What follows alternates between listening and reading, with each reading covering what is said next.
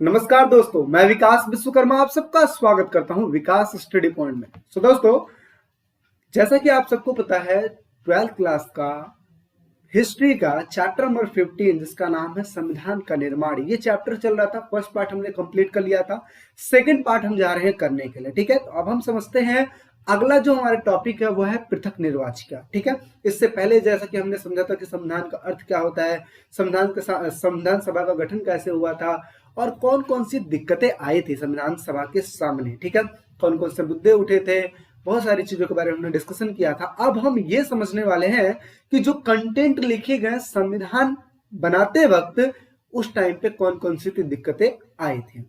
उसमें से एक जो टॉपिक है जिसका नाम है पृथक निर्वाचिका, ये पढ़ने जा रहे हैं। पृथक निर्वाचिका, ध्यान से समझिएगा। पृथक का मतलब होता है अलग अलग, पृथक का मतलब होता है अलग अलग, निर्वाचिका का मतलब होता है चुनाव। ठीक है, निर्वाचिका या निर्वाचन इनका मतलब क्या होता है, चुनाव। तो पृथक निर्वाचन का मतलब क्या होता है कि जब अलग अलग चुनाव होता है तो इसी को पृथक निर्वाचन कहते हैं। अब कहोगे सर अलग अलग होने का मतलब क्या हुआ, तो इसका मतलब क्या हुआ, जिस टाइम पे संविधान बनाया जा रहा था उस टाइम पे ये सोचा गया क्या सबका एक ही चुनाव कराया जाएगा, यानी कि जिसमें हिंदू, मुस्लिम, सिख, ईसाई या फिर जितने भी धर्म है सारे मिलकर एक सरकार को चुनेंगे, क्या ये व्यवस्था सही रहेगी। तो कुछ लोगों ने ये कहा कि अगर हम ये व्यवस्था करेंगे तो इसमें जीतेगा कौन, इसमें वही जीतेगा जिसका जिसका मतलब पावर ज्यादा है। आप ये या फिर ये कह सकते हो कि अगर धर्मों के हिसाब से देखोगे तो जिस भी धर्म की संख्या ज्यादा रहेगी वो अपने ही सरकार को जिताएगा, यानी कि अपने ही पक्ष को जिताएगा। तो इस तरीके से तो भेदभाव हो जाएगा। तो अब क्या सॉल्यूशन निकाला जाए, तो कुछ लोगों ने ये कहा कि हम एक काम करते हैं, पृथक निर्वाचिका कर देते हैं। इसका मतलब क्या हुआ, हिंदू, मुस्लिम, सिख, ईसाई, दलित, अल्पसंख्यक, आदिवासी, ऐसे ऐसे जो चीजों में डिवाइड है, इनके लिए हम क्या करेंगे, इनके लिए हम अलग अलग चुनाव घोषित कर देंगे कि भाई ये सरकार इनके है, ये सरकार इनके है, सरकार इनके है। इस तरीके से हम करेंगे। आप बताइए मुझे ये सही होता कि गलत होता। मेरे हिसाब से अगर इस हिसाब से मतलब मेरे हिसाब से अगर ऐसा हो गया होता तो खंडन हो गया होता। क्यों, क्योंकि दलितों का अलग सरकार, इसके अलावा अल्पसंख्यकों का अलग सरकार, इसके अलावा मतलब जितनी भी जातियां उनकी अलग अलग सरकार है। तो ये क्या होता है, ये तो खराब गलत हो जाता ना। तो इसी वजह से बहुत ही सोच समझ के निर्णय लिया गया जिस टाइम पे संविधान बनाया जा रहा था उस टाइम पे। ठीक है, जैसे क्या, जैसे 27 अगस्त 1947 को मद्रास के बी पोकर बहादुर द्वारा पृथक निर्वाचन क्षेत्र के पक्ष में एक भाषण दिया गया।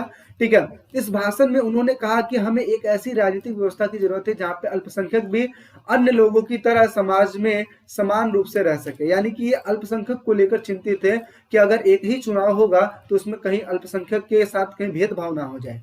ठीक है, इस वजह से इन्होंने कहा कि हमें एक ऐसी राजनीतिक व्यवस्था की आवश्यकता है जिसमें समाज में समान रूप से अल्पसंख्यक भी रह पाए, राजनीति में उनका भी प्रतिनिधित्व रहे तथा उनकी आवाज सुनी जाए तथा विचारों पर भी ध्यान दिया जाए। इसलिए उन्होंने पृथक निर्वाचन क्षेत्रों की मांग की, यानी कि पृथक निर्वाचन क्षेत्रों की मांग की ताकि देश में सभी अल्पसंख्यकों को राजनीति में उनकी हिस्सेदारी मिल सके। ठीक है, परंतु संविधान सभा के कई सदस्यों द्वारा इसका विरोध किया गया और सीधा सरदार वल्लभ भाई पटेल ने कहा कि अगर हम ऐसा कर देते हैं, पृथक निर्वाचन अगर रख देते हैं तो इससे क्या होगा, समुदाय समुदाय से लड़ जाएगा। जाहिर सी बात है, समुदाय समुदाय से लड़ी जाएगा।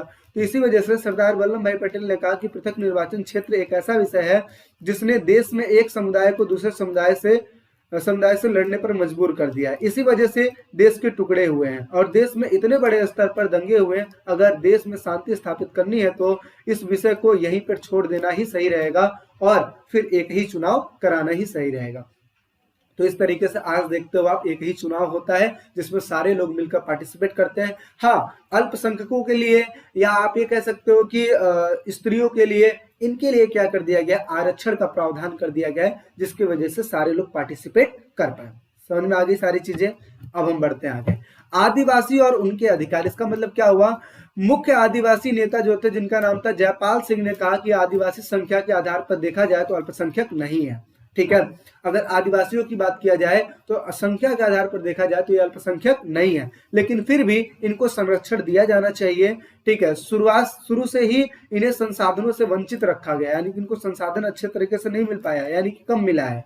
इन्हें आदिम तथा पिछड़ा मानते हैं, यानी कि अगर कहा जाए तो इनको समाज के सबसे नीचे कैटेगरी का लोग मानते हैं। ठीक है, आगे समाज ने इनकी हमेशा से उपेक्षा की है, यानी कि अनदेखा ही की है।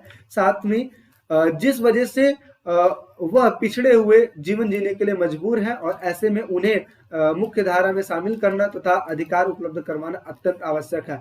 यानी कि जयपाल सिंह ने कहा कि इनके साथ हमेशा से भेदभाव होता हुआ आ रहा है, ये सबसे समाज के सबसे नीचे कैटेगरी के लोग होते हैं, तो इनके साथ इनके भी अधिकारों को सुरक्षित करने के लिए कहीं ना कहीं इनके अधिकारों को सुरक्षा प्रदान करने के लिए ध्यान दिया जाए। ठीक है, तो इस तरीके की बातें हुई थी। अब समझते हैं दलितों के बारे में। तो देखिए, दलितों पर भी आपको पता है हमेशा दलितों के लिए खड़े कौन हुए हैं? दलितों के लिए हमेशा BR अम्बेडकर खड़े हुए हैं। ठीक है, तो यहाँ पे देखिए समझते हैं, संविधान सभा में दलितों के विषय में लंबी बहस हुई थी। राष्ट्रीय आंदोलन के दौरान BR अम्बेडकर द्वारा जातियों के लिए पृथक निर्वाचित क्षेत्रों की मांग की गई थी और जिसका गांधी जी ने विरोध किया था। यानी कि अगर कहा जाए डॉक्टर भीमराव अम्बेडकर ने भी पृथक निर्वाचित क्षेत्र की मांग की थी, लेकिन गांधी जी ने इस चीज का विरोध किया और उन्होंने कहा कि ऐसा करने से दलित समुदाय बाकी समाज से पूरी तरीके से कट जाएंगे। जैसे समाज में आपको पता है बहुत सारे, अगर हम सरकार बना देंगे यानी कि पृथक निर्वाचित क्षेत्र हम घोषित कर देंगे, तो इससे क्या होगा? ये अपने से मतलब रखेंगे, ये अपने से रखेंगे, ये अपने से रखेंगे, ये अपने से, ये अपने से, सब अपने अपने से मतलब रखेंगे। तो इससे क्या होगा? समाज धीरे धीरे विखंडित होता चला जाएगा। जे अंगप्पा ने कहा कि हरिजन अल्पसंख्यक नहीं है, परंतु समाज के अन्य वर्गों द्वारा उन्हें हमेशा संसाधनों तथा राजनीतिक शक्ति से दूर ही रखा गया। यानी कि हरिजन जो जाति है, ठीक है, वो अल्पसंख्यक नहीं है, लेकिन फिर भी समाज ने उनके साथ हमेशा से अनदेखा किया और उनको सबसे नीचे कैटेगरी का मानते हैं और साथ ही साथ संसाधनों और राजनीतिक क्षेत्रों से उनको वंचित रखा गया है। ठीक है, जिस वजह से हमेशा पीड़ा का वो शिकार होते रहे हैं। साथ ही साथ अगर बात किया जाए तो उनको अच्छी शिक्षा भी नहीं मिल पाती है और शासन में भी वो अपनी साझेदारी नहीं कर पाते हैं। तो इस वजह से सुझाव क्या दिया गया कि अस्पृश्यता का उन्मूलन किया जाए, यानी कि कुछ ऐसी व्यवस्था बनाई जाए ताकि जो अस्पृश्य लोग हैं या फिर जो सभी लोग हैं, ठीक है, उनको समान दर्जा मिल पाए। साथ ही साथ कुछ ऐसे हिंदू परंपरा में भी देखा जाए तो पहले क्या होता था कि जो नीची जातियां होती थी, जो महिलाएं होती थी या इस तरीके की जो चीजें थी, मतलब उनको मंदिरों में नहीं जाने दिया जाता था। ठीक है, पवित्र काम करने से वंचित रखा जाता था। तो इस तरीके की चीजें थी। तो हिंदू मंदिरों को सभी जातियों के लिए खोल दिया गया। ठीक है, साथ ही साथ निचली जातियों के लोगों को विधायिका और सरकारी नौकरी में आरक्षण दिया जाए। ठीक है, इस तरीके की चीजें, इस तरीके का प्रावधान किया गया। ठीक है, साथ ही साथ बात करते हैं राज्य की शक्तियां। ठीक है, राज्य की शक्तियां, जवाहरलाल नेहरू समेत अन्य लोग केंद्र को शक्तिशाली बनाने के पक्ष में थे। अब यहाँ पे समझिएगा राज्य की शक्तियों का मतलब क्या हुआ। यानी कि संविधान में इस चीज का भी जिक्र किया जा रहा था कि किसको शक्ति ज्यादा दिया जाए, राज्यों को शक्ति ज्यादा मिलनी चाहिए या फिर केंद्र को शक्ति मिलनी चाहिए। यहाँ पे समझने वाली बात यह है कि जो केंद्र है वो पूरे राज्यों को संभालता है, सभी राज्यों को संभालता है, और जो राज्य सिर्फ अपने एक पर्टिकुलर राज्य को संभालता है। इस वजह से यहाँ पे शक्तियों का डिवाइडेशन करना बहुत ही ज्यादा अनिवार्य था। तो लोगों ने कहा कि अगर हम केंद्र सरकार को ज्यादा मजबूत बना देते हैं तो सही रहेगा, राज्यों को उतनी शक्तियां प्रोवाइड ना करो, जितना ही दो उतना ही दो जितना कि सही हो। लेकिन कुछ लोगों ने कहा कि अगर केंद्र सरकार के पास सारी शक्तियां होंगी तो क्योंकि एक पर्टिकुलर राज्य को कौन देखता है, राज्य सरकार ही देखती है ना, इस वजह से राज्य सरकार को ज्यादा शक्तियां देनी चाहिए। तो इस तरीके की बहुत सारे डिबेट वगैरह हुए और उसमें फाइनल निष्कर्ष ये निकला कि केंद्र सरकार, राज्य सरकार, इनके अलग अलग सूची बना दिया जाए, यानी कि अलग अलग विषय बना दिया जाए जिनमें उनके क्षेत्र डाल दिया जाए कि आपको इस क्षेत्र पे काम करना है, आपको इस क्षेत्र पे काम करना है। ठीक है, तो इस तरीके की चीजें हुई थी। देखिए लिखा है कि जवाहरलाल नेहरू समेत अन्य जो लोग थे केंद्र सरकार को शक्तिशाली बनाने के पक्ष में थे।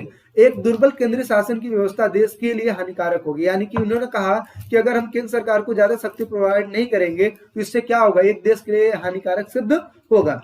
इसलिए हमें एक ऐसे केंद्र की स्थापना करना होगा जो सभी के लिए, सभी के बीच में समन्वय यानी कि एक तरीके से तालमेल बिठा सके और साथ ही साथ अंतर्राष्ट्रीय स्तर पर जब भी आवाज उठाना हो तो उठाने में सक्षम हो। ठीक है, इसी को देखते हुए संविधान में 3 प्रकार की सूचियां बनाई गई। कौन कौन सी सूची? पहला सूची बनाया गया जिसको कहते हैं केंद्र सूची, दूसरा सूची बनाया गया जिसको कहते हैं राज्य सूची, और तीसरा सूची बनाया गया जिसको कहते हैं समवर्ती सूची। केंद्र सूची यानी कि केंद्र सरकार के अधीन जैसे युद्ध, शांति, रेलवे, मुद्रा इत्यादि चीजें जो आती है केंद्र सरकार के पास होती है। जैसे आपको पता है कि युद्ध की बात होती है तो केंद्र सरकार उस चीज को देखती है, शांति की बात होती है तो वो देखती है, रेलवे की बात होती है तो केंद्र सरकार देखती है, साथ ही साथ मुद्रा की अगर मैं बात करूं तो वो भी कहीं ना कहीं केंद्र सरकार ही देखती है। लेकिन राज्य सूची की अगर मैं बात करूं तो राज्य सरकार के अधीन जितने भी क्षेत्र आते हैं वो राज्य सूची में लिखे गए हैं। जैसे पुलिस को कौन देखता है? राज्य देखती है। जैसे अलग अलग राज्यों की अलग अलग पुलिस है, ठीक है, दिल्ली पुलिस हो गया, बिहार पुलिस हो गया, या यूपी पुलिस हो गया, ठीक है, हरियाणा पुलिस हो गया, इस तरीके की चीजें हैं, ठीक है। सार्वजनिक जो स्वास्थ्य होगा ये राज्य सूची के अंडर आता है। जैसे देखिए दिल्ली में क्या है, दिल्ली में इतने सारे स्वास्थ्य सुविधाएं हैं, लेकिन इसके बावजूद भी केजरीवाल ने स्वास्थ्य को और बेटर करने के लिए गली मोहल्ला जैसी चीजें स्थापित किया है, ताकि क्षेत्रीय जो लोग हैं, ठीक है, क्षेत्र किए हैं ताकि जो क्षेत्रीय जो लोग हैं वो वहीं पे जाके अपना वो ले सकें दवाई वगैरह, ठीक है। इस तरीके से शराब इत्यादि ये डिपेंड करता है राज्य के ऊपर कि वो शराब को बैन करे या फिर उस चीज को बढ़ाए। जैसे आप बिहार देखते हो, बिहार में शराब पे बैन लगा दिया गया है। ऐसे अगर दिल्ली में देखोगे, ठीक है, या फिर अन्य राज्यों में देखोगे तो शराब इत्यादि जितने भी चीजें हैं, नए नए प्रकार के सरकारी दुकानें यानी कि शॉप खुले जा रहे हैं, ठीक है। इस डिपेंड करता है राज्यों के ऊपर। आगे बात करते हैं समवर्ती सूची। केंद्र और राज्य दोनों ही इनके इसके अधीन होते हैं, यानी कि केंद्र सरकार और राज्य सरकार दोनों ही इस चीज पे कानून बनाते हैं। जैसे मजदूरी संगठन के ऊपर हो गया, सामानों में मिलावट हो गया, शिक्षा हो गया, वन हो गया, इत्यादि चीजें, ठीक है। आगे समझते हैं। अनुच्छेद 356 में गवर्नर की सिफारिश पर केंद्र सरकार को राज्य सरकार के सभी अधिकार अपने हाथ में लेने का अधिकार दे दिया गया। यानी कि कहा जाए तो अगर राज्यपाल अगर केंद्र सरकार को ये कह देता है, राष्ट्रपति को ये कह देता है कि भाई ये राज्य है और ये राज्य ढंग से काम नहीं कर पा रहा है, और यहाँ पे जो मुख्यमंत्री वो अच्छा सा काम नहीं कर पा रहा है, और केंद्र सरकार चाह ले तो 356 धारा लगाकर राज्यों को अपने अंडर ले लेगा। यानी कि वहां पे पहले क्या चलता था? पहले राज्य सरकार का अपना शासन चलता था, यानी कि मुख्यमंत्री का शासन चलता था। लेकिन जिस टाइम पे 356 धारा लगा दी जाएगी उस टाइम पे केंद्र उस राज्य को अपने पास ले लेगा और वहां पे केंद्र शासन चलना स्टार्ट हो जाएगा, ठीक है। यानी केंद्र की सरकार, राष्ट्रपति शासन लग जाएगा वहां पे। आगे बात करते हैं। राज्यों और प्रांतों के लिए ज्यादा शक्ति के पक्ष में दिए गए तर्क, यानी कि लोगों ने कहा, क्या कहा, अब इनके तर्क को सुनते हैं। मद्रास के केस संतनम में कहा कि केंद्र के पास आवश्यकता से ज्यादा जिम्मेदारियां होंगी तो वो प्रभावी ढंग से काम नहीं कर सकती है। यानी कि इन्होंने ये कहा कि अगर केंद्र सरकार के पास ज्यादा शक्ति होती है तो अच्छे से काम नहीं कर पाएगी, इस वजह से राज्य सरकारों को भी जिम्मेदारियां दिया जाए ताकि वो उसको बखूबी निभा पाए। आगे समझते हैं। संतनम का तर्क था कि शक्तियों का वर्तमान वितरण राज्य को पंगु बना देगा। यानी कहने का मतलब है अगर हम केंद्र सरकार को ज्यादा शक्ति दे देते हैं और राज्यों को शक्ति नहीं देते हैं तो राज्य अच्छे से काम नहीं कर पाएगा, ठीक है। आगे, क्योंकि भू राजस्व को छोड़कर अधिकांश जो कर केंद्र के अधिकार में आते हैं, यानी कि टैक्स वगैरह जो लेना ये सारा चीज किसके अंडर में आता है? केंद्र के ही अंडर में आता है। तो पैसों के अभाव की वजह से राज्य जो है वो विकास नहीं कर पाएगा, या फिर आप ये कह सकते हो कि जो परियोजना है वो अच्छे से चल नहीं पाएगी। आगे, इन नेताओं ने पूरे प्रयास किए ताकि केंद्र एवं समवर्ती सूची में कम से कम विषय रखे जाए। इसका मतलब ये हुआ कि ये चाहते थे कि जो राज्य सूची है, राज्य सूची में ज्यादा विषय रखे जाए और केंद्र सूची और समवर्ती सूची में कम से कम विषय रखे जाए, ताकि केंद्र सरकार के पास कम शक्ति हो, राज्य सरकार के पास ज्यादा शक्ति हो। आगे समझते हैं। राष्ट्रीय भाषा, इसमें क्या डिबेट हुआ? राष्ट्रीय भाषा को लेकर बहुत सारा डिबेट हुआ कि राष्ट्रीय भाषा क्या होनी चाहिए। जैसे कि आपको पता है इंटरनेशनल लैंग्वेज इंग्लिश है, लेकिन अगर मैं बात करूं राष्ट्रीय भाषा कौन सी है तो ये कहीं ना कहीं दिक्कत थी। तो देखिए, आजाद भारत में अनेकों भाषाएं बोलने वाले लोग रहते हैं और इन सब की अपनी अपनी एक अलग अलग संस्कृति है और अलग अलग मान्यताएं हैं। ऐसे में एक बड़े राष्ट्र का निर्माण कर पाना बहुत ज्यादा मुश्किल है, क्योंकि यह सभी लोग अलग अलग मान्यताओं और अलग अलग संस्कृतियों से जुड़े हुए होते हैं। क्योंकि इनकी भाषाएं अलग होने के कारण एक दूसरे को ठीक प्रकार से समझ नहीं आती। क्योंकि आपको पता है इंडिया में बहुत सारे भाषाओं के लोग रहते हैं, लगभग 22 भाषाएं बोली जाती है। अब इस सिचुएशन में आपको ये पता है कि एक राज्य की जो भाषा है दूसरे राज्य को नहीं समझ में आती है, यानी कि दूसरे राज्य के लोगों को नहीं समझ में आती है। फॉर एग्जाम्पल के लिए आप चले जाओ तमिलनाडु, आप चले जाओ केरल, अगर उनकी भाषा वो अपनी भाषा में आपसे कम्युनिकेशन करने लगे तो क्या आपको समझ में आएगा? नहीं समझ में आएगा। तो यही चीजें हैं। तो यहाँ पे एक दिक्कत वाली बात ये थी कि किस भाषा को राष्ट्रीय भाषा घोषित किया जाए ताकि सबको समझ में आए। अब ये मुद्दा आके अटका हुआ था। तो देखिए संविधान सभा में इस बात पर तीखी बहस हुई कि आखिर किस भाषा को देश की राष्ट्रीय भाषा बनाया जाए। शुरुआत में गांधी जी का मानना था कि ऐसी भाषा को राष्ट्रीय भाषा बनाना उचित रहेगा जिसे देश के हर एक व्यक्ति आसानी से समझ सके।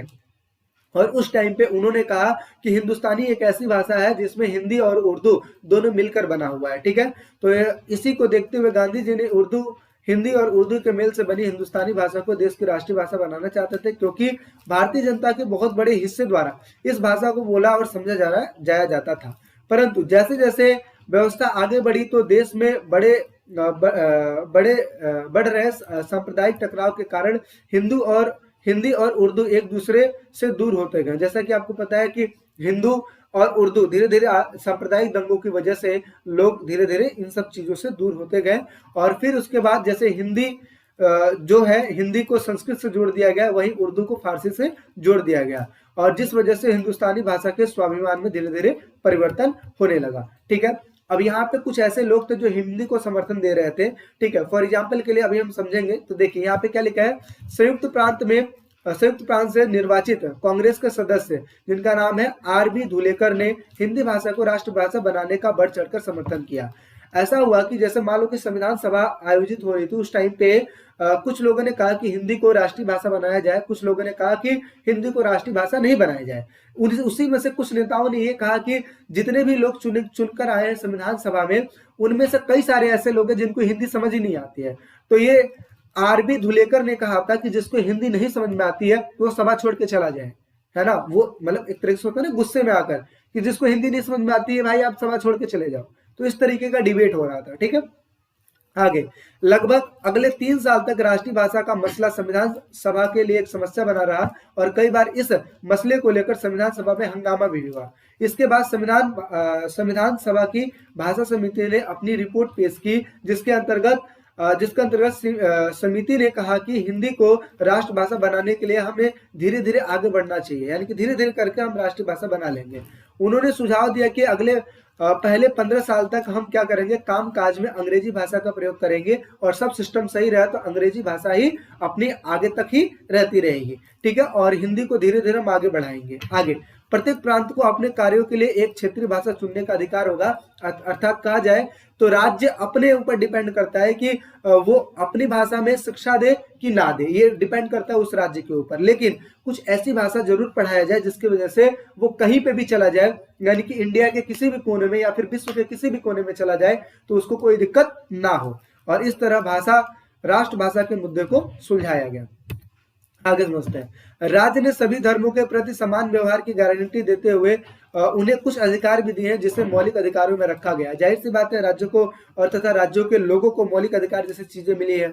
राज्यों को क्या मिला है, राज्य के नीति निर्देशक तत्व तो मिले, लेकिन अगर मैं बात करूं व्यक्तियों को, तो व्यक्तियों को मौलिक अधिकार मिले हुए हैं। तो जैसे देखिए अधिकारों में ये कहा गया कि धार्मिक स्वतंत्रता का अधिकार, अगर व्यक्ति चाहे तो अपना धर्म अपने हिसाब से चला सकता है, चाहे वो हिंदू हो, चाहे मुस्लिम हो, चाहे सिख हो, चाहे ईसाई हो। कोई भी किसी भी धर्म का किसी दूसरे धर्म पर कोई जोर दबाव नहीं रहेगा। वो स्वेच्छाचारी है अपने धर्म को चुनने के लिए, और उसको जिस भी धर्म का मन करे चुनने का वो चुन सकता है। ठीक है, आगे समझते हैं। संस्कृति और शैक्षिक अधिकार, इसका मतलब क्या होता है, शिक्षा और संस्कृति को बनाए रख सकते हो। आपकी जो भी संस्कृति, आप अपने संस्कृति को बनाकर रख सकते हो। ठीक है, आपकी संस्कृति को कोई कुछ नहीं करेगा। ठीक है, साथ ही साथ अगर बात करें शिक्षा की, तो ये कहा गया कि शिक्षा जो है कंपलसरी है, सारे राज्य अनिवार्य शिक्षा तो देंगे ही देंगे, फ्री ऑफ कॉस्ट, और बाकी के जो अन्य है वो डिपेंड करता है उस व्यक्ति के ऊपर कि वो पढ़े या ना पढ़े। आगे समानता का अधिकार, यानी कि समानता का जिक्र किया गया कि सारे व्यक्ति समान है, चाहे किसी भी धर्म से बिलोंग करते हो, सारे धर्म क्या होता है, समान है। तो धार्मिक स्वतंत्रता का जो अधिकार है 25 से लेकर 28 में दिया गया है। संस्कृति और शैक्षिक अधिकार जो दिया गया है वो 29 से 30 में दिया गया है। इसके अलावा समानता का जो अधिकार दिया गया है 14, 16 और 17 में दिया गया है। ठीक है, तो इस तरीके की चीजें हैं, और आई होप सो आपको अच्छा लगा होगा। इस तरीके से आपका जो ये चैप्टर है, ठीक है, आपका चैप्टर जो है ये ओवर हो गया। तो आई होप सो आपको अच्छा लगा होगा। अगर वीडियो अच्छी लगी हो तो बाकी आप लाइक कर दीजिएगा, चैनल पर नए हैं तो चैनल को सब्सक्राइब कर लीजिएगा। मिलते हैं एक नेक्स्ट वीडियो में, अभी के लिए टेक केयर, बाय बाय।